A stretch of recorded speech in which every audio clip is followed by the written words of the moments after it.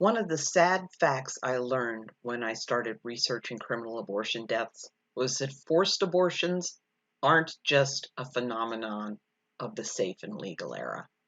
This is Christina with the Sisyphean Journal, and today is January 20th.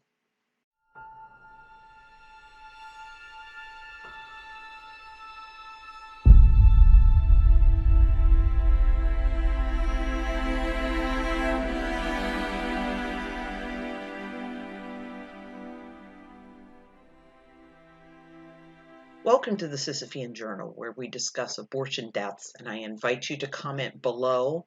What do you think about how these women's deaths and other deaths like them could be prevented? In this case, we have a situation where slut-shaming the dead girl pretty much worked. Now, Mary Ackerley from White Plains, New York, was an uneducated girl. Her mother was a bit disreputable. Her father was only a shoemaker. By the time she was 9 years old, Mary's family had begun sending her to live with other families for reasons that newspapers seemed to assume people would understand, though it might just have been that the family was poor and not that Mary was problematic. Mary didn't take very well to her peripatetic life, it seems, and she rarely stayed with any given family longer than a few months. Now, in 1845, when she was 19, Mary got a job at the home of a Mrs. Nelson near Sing Sing. Mrs. Nelson had a married son named Harry, who was a very prosperous and highly respected farmer in the area. In early December of 1845, Harry convinced Mary to go to Manhattan with him, promising that if she went there, he would pay her the $27 he owed. There was a lot of speculation that he owed her the $27 for sexual favors. It's hard to say. But Harry had other plans for this young woman, who was about 4.5 months pregnant with his child. So the two arrived in New York aboard a steamship late on Friday evening, December 12th. Now, Harry's all dressed up as the respectable young man he is, and poor Mary is there in her shabby clothing. And Nelson was highly unlikely to have entered into a truly romantic affair with her. Now, after they disembarked, Harry Nelson and Mary were joined by a small, unassuming man with his coat collar pulled up to hide his face. He had also been aboard the steamship, but he avoided the couple so that they wouldn't be associated with each other. And the man was Dr. Seth Shove. Now, Shove and Harry Nelson spoke to each other briefly, then parted ways. Nelson then brought Mary to a house of ill fame on Broome Street. The mistress of the house was a Mrs. Brewster. A cook, a chambermaid, and 3 prostitutes lived there. Nelson and Mrs. Brewer seemed to know each other, and they spoke briefly before Nelson just left Mary in the madam's care. Mrs. Brewer just took Annie to a back room and ensconced her there. Now, on the night of December 14th, one of the women who lived at the brothel told Mary that somebody was in the attic to see her. When Mary got upstairs, she found Nelson along with Dr. Shove. The room was lit only by a single candle that Harry Nelson was holding in his hand. He pushed Mary into the room, blew out the candle, and left. And Dr. Shove pushed her down onto the bed and blindly performed an abortion on her while she screamed for help, and nobody came.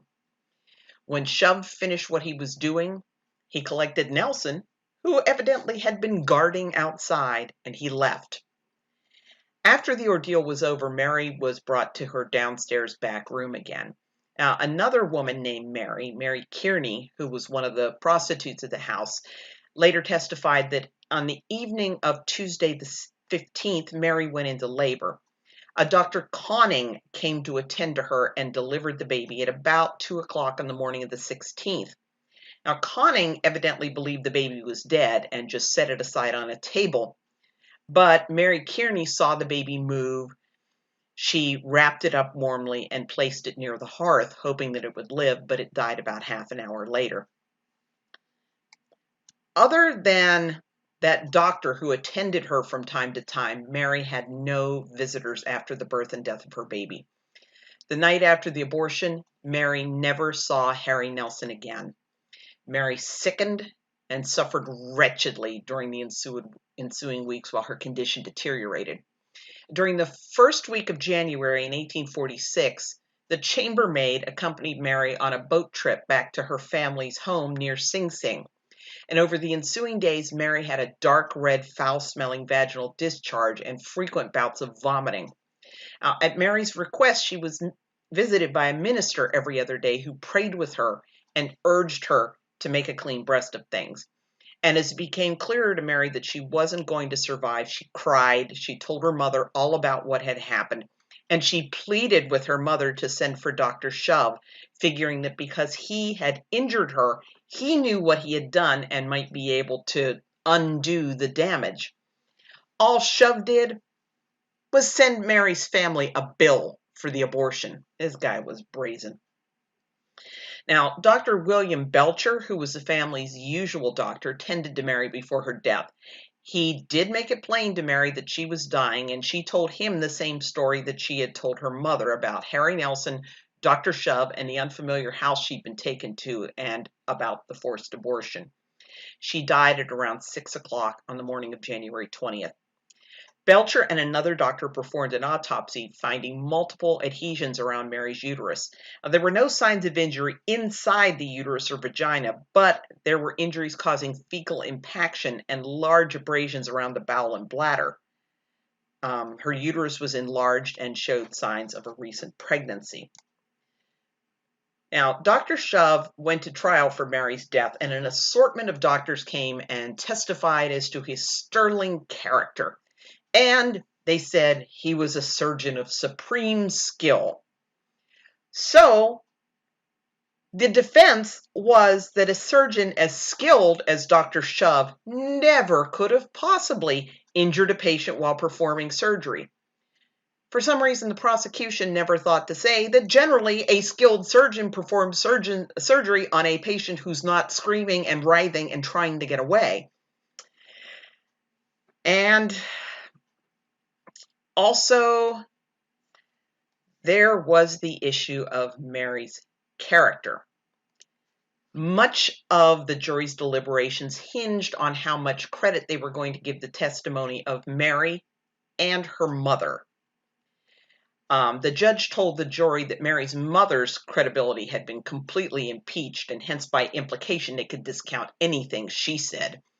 And the judge also indicated that Mary was she was considered of such bad character that they could pretty much blow off anything she said, although if they wanted to, they could give some weight to her deathbed sentence, since even, a low woman like Mary might want to confess before she goes to meet her maker.